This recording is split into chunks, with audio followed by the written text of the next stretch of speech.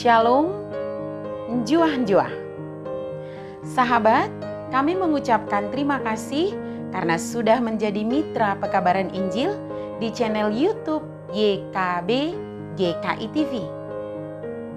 Untuk mempermudah sahabat berlangganan dan menyaksikan renungan Pepalum AT, maka pada bulan November 2021 ini kami telah membuat channel khusus YKB Bahasa Pakpak.